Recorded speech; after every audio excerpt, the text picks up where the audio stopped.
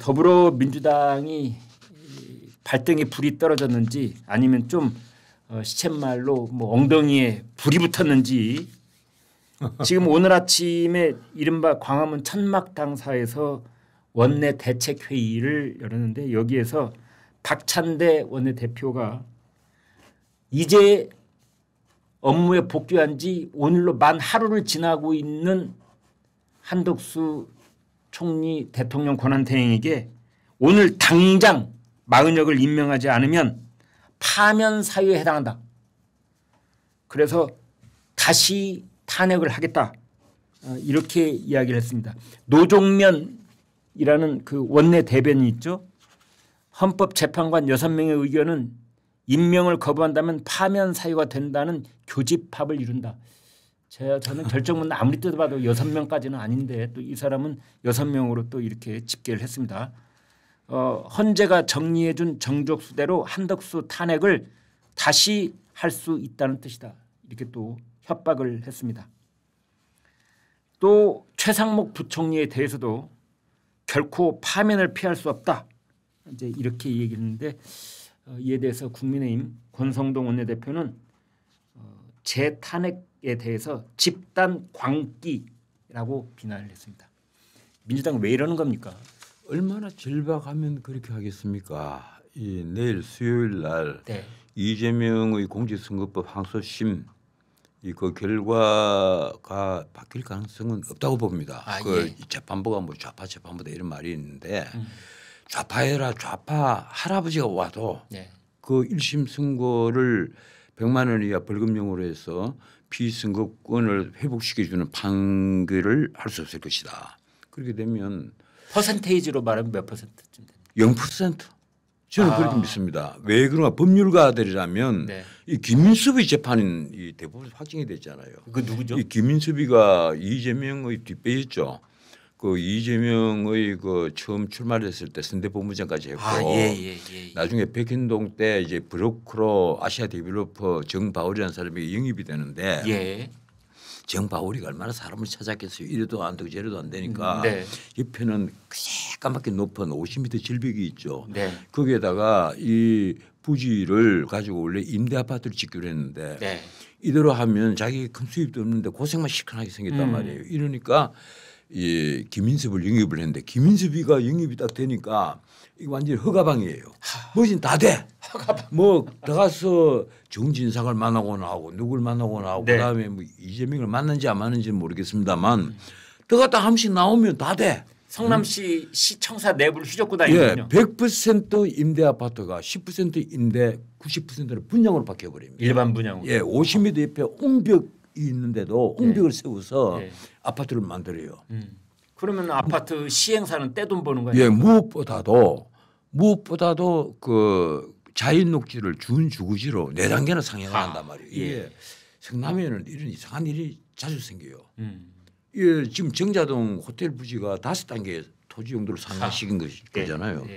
그런데 뭐 어쨌든 그 김인섭이가 이제 알선수재로 형을 받았는데 알선수재 최고형이 징역 5년입니다. 아 그렇습니까? 그 보통 이제 법정형이 징역 5년 같으면 징역 한 3년이나 2년 정도 선고를 해주는데 그리고 말이 알선수재지 브로커 아니에요. 그렇죠. 그럼 죄질이 뭐 조금 괜찮고 그리고 피해가 회복이 됐고 뭐 이런 거 같으면 간이 집행유예도 가끔 나와요. 그런데 5년 그대로 대부분에서 5년 그대로 확정이 됐습니다. 그 내용 속에 사실관계를 쭉 설명한 내용 속에 백윤동 토지의 용도를 자연녹지에서 준주거지로 4단계 상향 것을 청탁을 했다.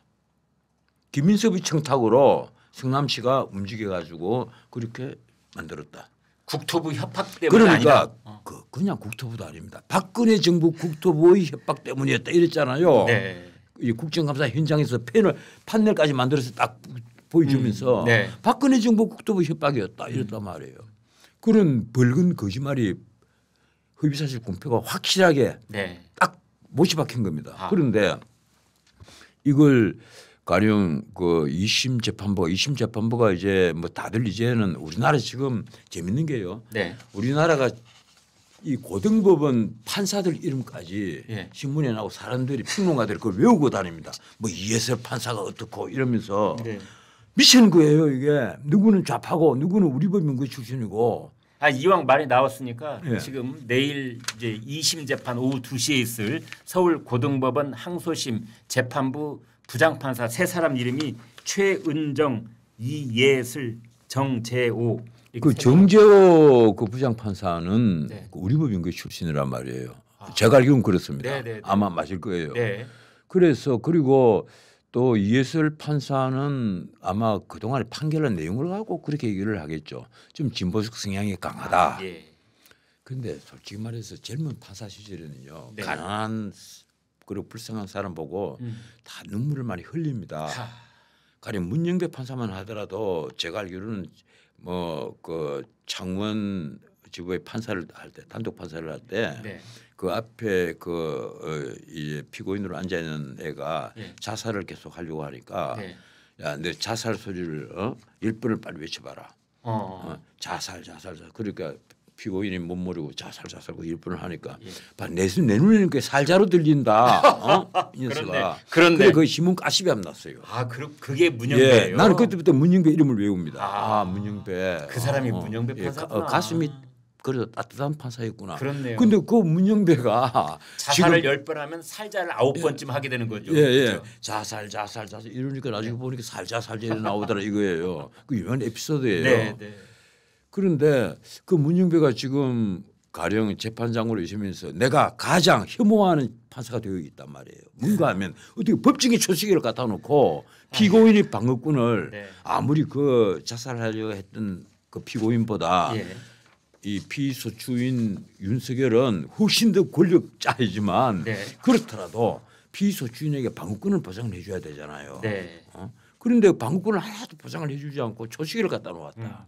그리고 심지어 형사소송법을 준용을 하도록 되어 있는데 피고인이 동의하지 않는 그 검찰 피신을 그대로 증거로 하겠다는 것은 또 더 나아가서 여기에 대해 반대 신문권을 행사를 하겠다고 하니까 묻지 마라.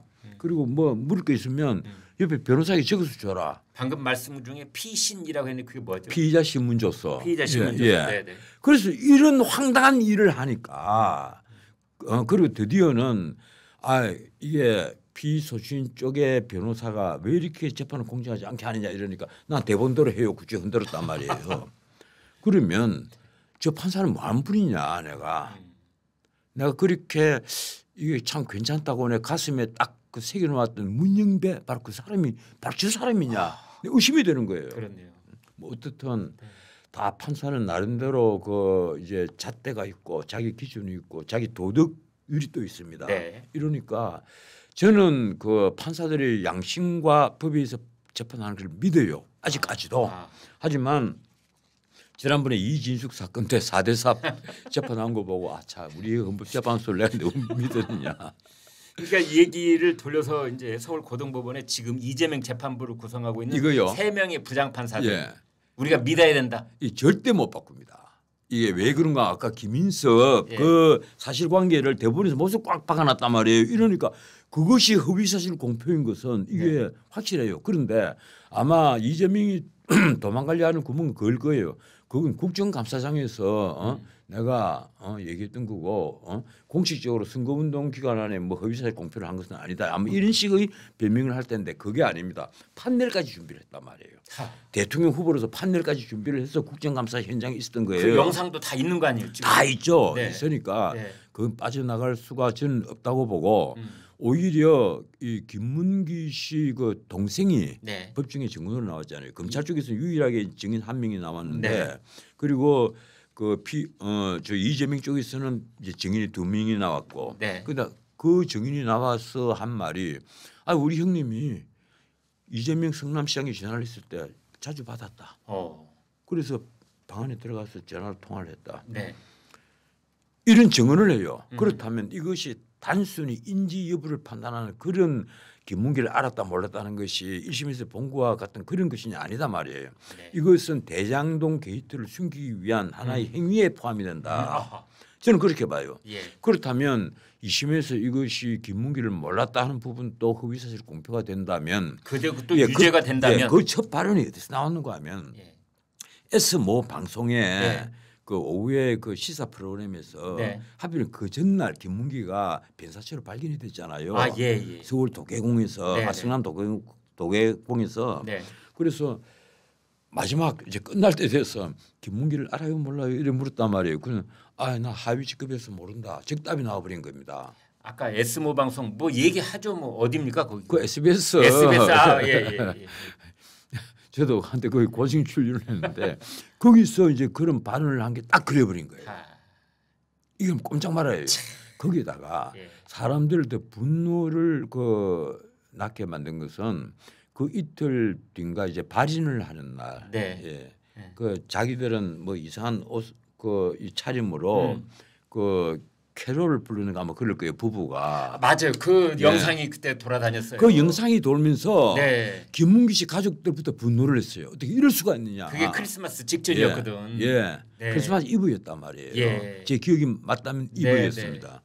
그러니까 다들 분노를 했고 아휴. 지금 사실요.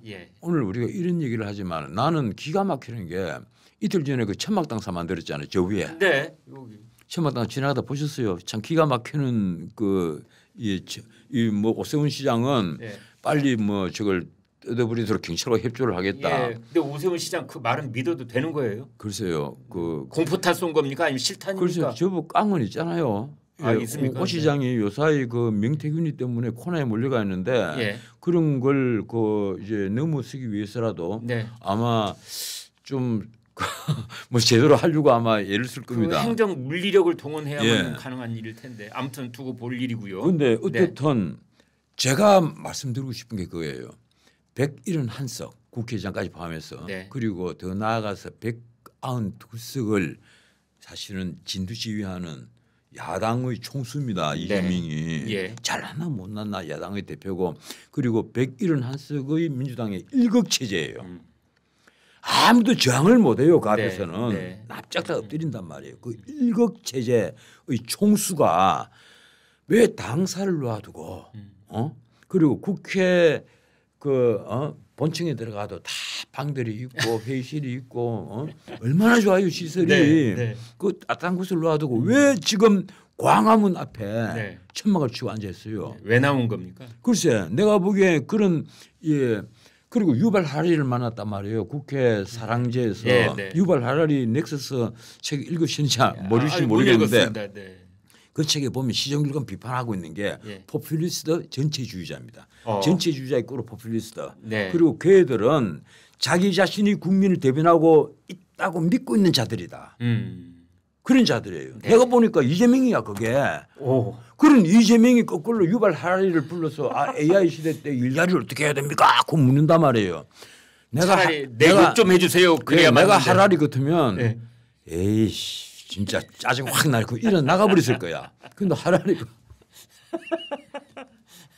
나는 솔직히 대담료를 좀 받은 모양이죠. 나는 그 하라리 책 보고요. 별로 재미있게 안 봅니다. 오히려 마이클 샌델 책 같은 것은 쉬운 것도 공이 어렵게 적어가지고 머리 아프게 하는데 이 하라리 책은요 어려운 걸 어렵게 적어놔요. 이러니까 진짜 재미가 없어요. 어려운 걸 어렵게 적어놓는단 말이에요. 그냥 우리가 다 다른 데서 읽었던 내용을 다시 리바이벌 해놓은 책입니다. 그런데 아주 재미있는 시각들은 많아요. 뭐 어떻든 그게 내가 천막 당사를 만들어서 거기서 지금 이제 장외 투쟁을 하겠다는 것이 코미디이고 두 번째 이재명이 하는 말 한번 들어보세요. 지금까지는 심리적으로 내진 상태였는데 이제는 물리적으로 내진이 부딪힐 것 같다. 어머. 아니 그 말을 자 이거 바꿔놓고 말하면 뭐예요? 바꿔놓고 말하면 폭동을 내란을 예비 업무한 거고 내란을 교사한 겁니다. 내란 교사 내란 그렇죠. 그 자기들이 내란 이러니까 이제 본색을 드러내는 거예요. 그렇네요. 물리적으로 내진을 해야 될 상태다. 찾아보세요. 직접 했어요. 나오더라고요. 저도 그 대목을 봤습니다. 그 말 듣고 내가 이 사람이 지금 정치인인가 내가 그걸 생각을 합니다. 정치인이 절대 입에 담아서는 안 될 얘기. 우리가 월터 리프먼의 여론이라는 책을 보면요, 아주 재밌는 말이 있잖아요. 요새는 이제 흔히 하는 얘기인데 민주주의라는 게 뭐냐? 총알을 쏘는 대신에 길에서 네. 투표지로 총알 대신에 쏘는 거다. 예. 그래서 민주주의는 선거가 하나의 꽃이다. 그리고 이 선거를 움직이는 것이 기본적으로 여론이란 말이에요. 네. 이 여론에 대해서 월터 리프먼이 아주 자세히 분석을 했는데 나는 그 책은 아직도 유효한 책이라고 봐요. 네. 아직도 읽어보면 너무너무 밑줄을 끄어야 될 때가 많아. 그런데 지금 이재명 거꾸로 물리적으로 내전이 일어날 판이다 이거예요 지금. 그러니까 내가 그 말을 듣는 내가 황당한 거죠. 이게 지금 무슨 소리냐. 광화문에 가령 지난 토요일 날 여기 저는 적어도 50만에서 한 80만 정도 모였다고 보는데 제가 사실 현장을 조금 누비고 다녔어요. 네. 아무도 사람들이 잘 모를 겁니다. 워낙 두리두리 감고 저도 얼굴이 팔린 사람이 돼서. 그런데 몇 사람에게는 기념사진을 찍어줬어요. 들통이 나서. 그런데 저쪽에는 예.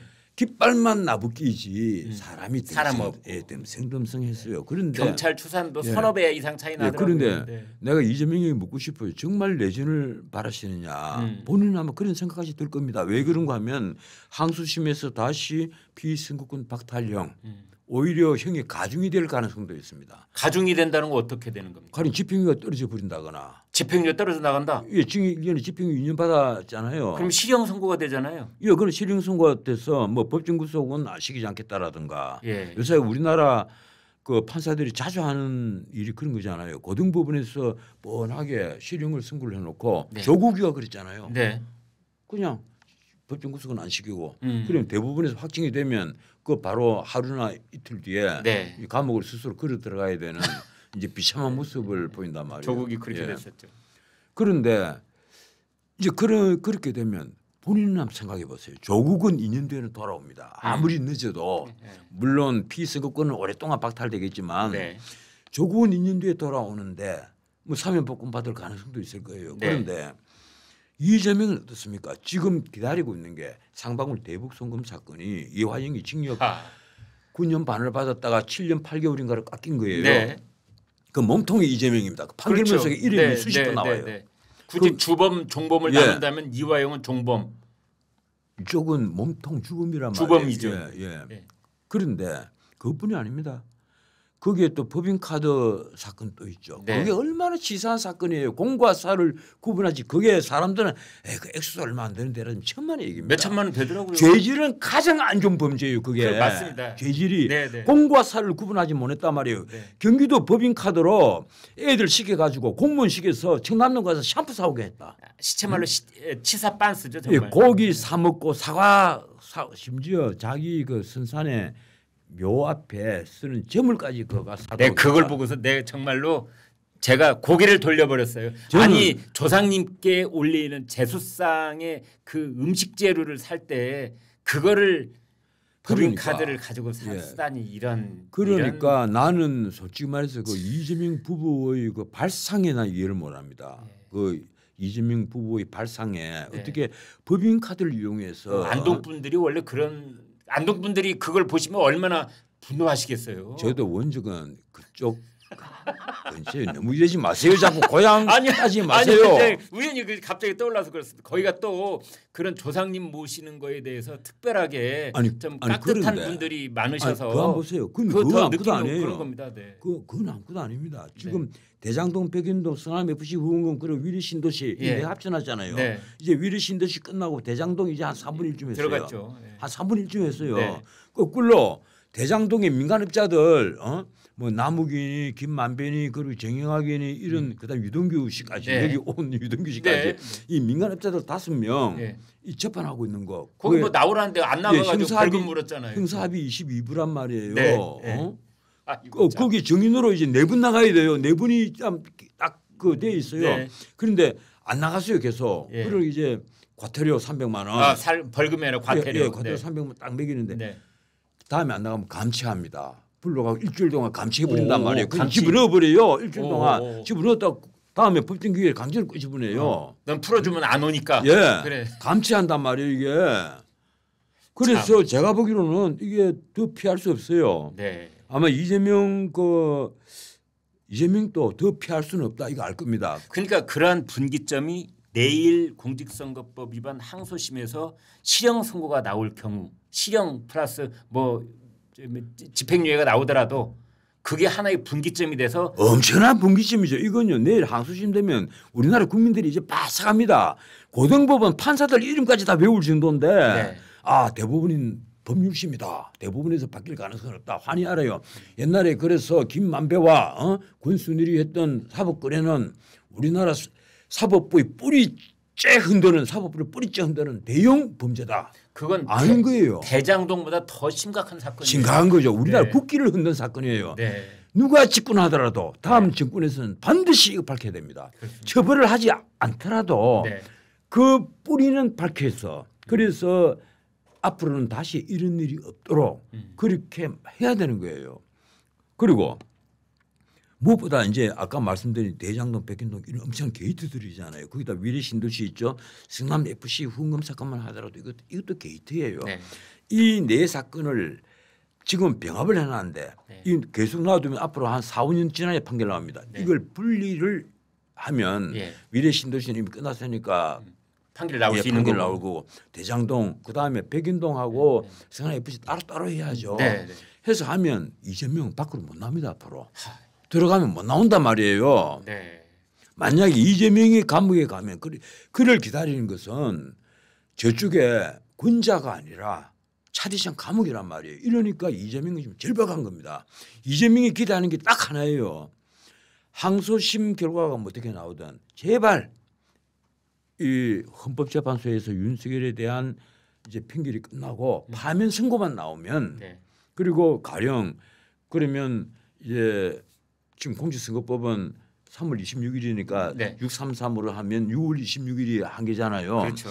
6월 26일 전에 대선만 치러지게 된다면 네. 뭘 기대를 하겠어요. 4월 18일 전에 선고가 되면 두 달 뒤에 대선이 벌어지면 그거는 채운단 말이에요. 그 조건은. 그러면 이재명뿐이 아닙니다. 민주당 그리고 192석의 범야권 그리고 바깥에 있는 시민단체 민노총까지 다 나서서 대법원에게 재판 중지해 이 대선 끝날 때까지 재판 중지해 그걸 이제 기대를 하는 거야. 재판 중지해 트럼프도 재판 중지해서 예. 중지해 네가 미국보다 난 게 뭐야 중지해. 자 그러면 재판이 중지되면 대통령이 또 당선이 되면 이제 미리 초를 쳤잖아요. 대통령이 당선되면 모든 형사 재판이 중지된다는 것이 다수설이다. 이 얘기를 이재명이 입으로 했어 자기 입으로. 그래서 내가 다수설인가 싶어서 찾아보니까 다수설인 소수설 뭐 따질 필요가 없을 정도로 거기에 대해서 논문도 나와 있는 게 없고 자료가 나와 있는 게 없어요. 마치 남 이야기 하듯이 다수설인 걸로 들어서 알고 있다 이렇게 표현을. 다수설이다 그래버렸단 말이에요. 그러니까 자기는 대통령만 당선되면 그 다수설로 밀어붙여 가지고 자기 집권하는 동안은 어떻게 자기 재판에 대해서 다수다 소수다 얘기할 수가 있어요. 그리고 이제 뭘 하겠어요. 법을 바꿔버리겠죠.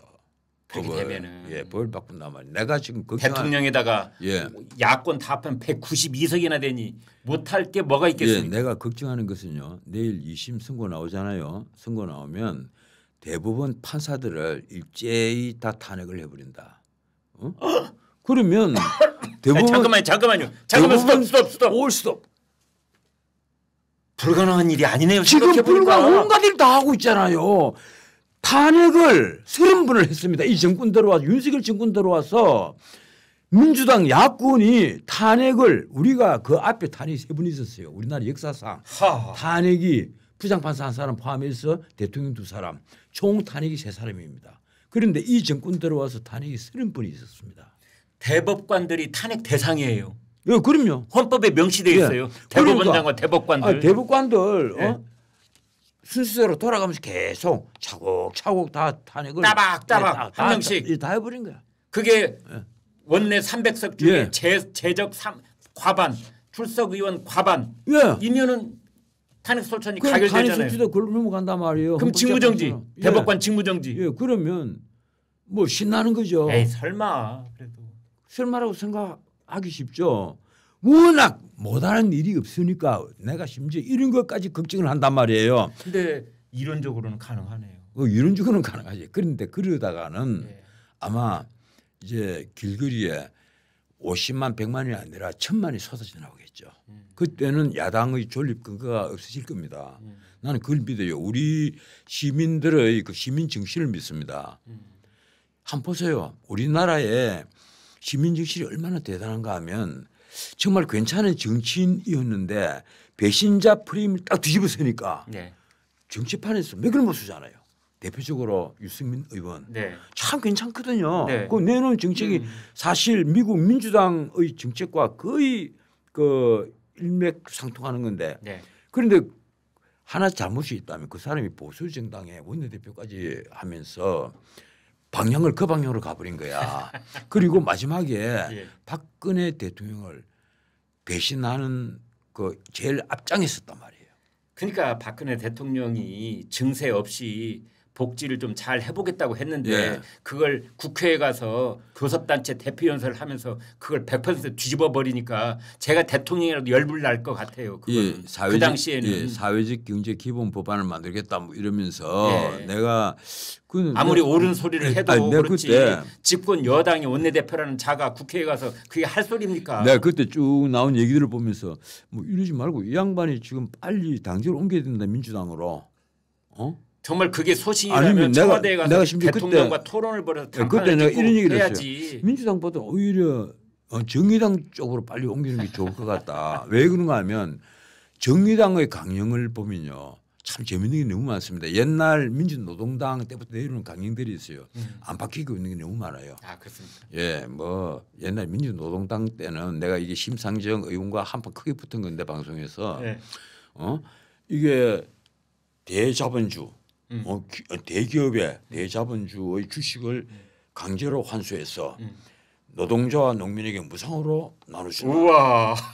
그래서 내가 앞에 볼셰비키 혁명당이네. 아니 이런 어떻게 강연이 있냐 그런 강연 없대. 네. 내가 복사를 딱 해서 딱 들고 가서 네. 보시라고.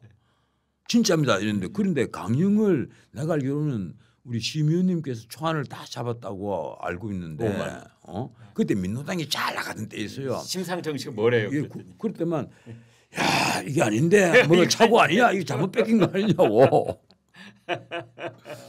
좀 시청자들이 질문을 좀 줘서 저거 대답부터 좀 저희가 해야 될 것 같습니다. 질문이 그겁니다. 내일 이재명 불출석하면 승고를 연기되나요? 아. 승고 그래서 원래는 피고인이 있어야만 그 골식 재판이 안 되는데 형사 재판은 반드시 있어야 되죠. 있어야 되는데 민사인 경우에는 없어도 되죠.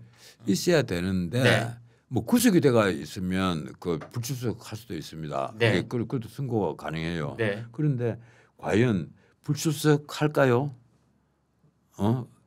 이제 저 문제가 사실은 네. 저도 갑자기 받은 질문인데 네. 피고인이 불출석하면 승고를 못하죠. 네. 선고를 못 합니까? 근데 못하는데 방법이 있을 거예요. 이 골식 재판을 할 수 있는 요건이 아마 있을 겁니다. 형사 제가 AI한테 한번 물어보고 그 내용을 가지고 전 변호사님하고 토론을 이어가도록 요사이 하겠습니다. 챗 GPT가 얼마나 형사 똑똑한지. 재판에서 피고인이 불출석해도 선고가 이럴 때는 이럴 때는 그 이제 챗 GPT가 제일 좋아요. 변호사도 무식하다. 근데 원래는 못하는 걸로 돼 있단 말이에요. 한다고 나와 있는데요. 근데 어떻게 하면 요건이 뭡니까? 형사 재판에서 피고인이 불출석해도 선고가 가능한 경우는 다음과 같다. 글쎄요. 공판이 이미 종결된 후 판결 선고 기일에는 피고인의 출석 없이도 선고가 가능합니다. 이는 형사소송법에서 허용하고 있는 예외입니다. 법정형이 500만 원 이하의 벌금 또는 과료에 해당하는 사건 등 경미한 사건의 경우 피고인 출석하지 않아도 재판 진행이 선고 가능합니다. 예, 이 경미한 범죄를 그렇습니다. 경미한 범죄.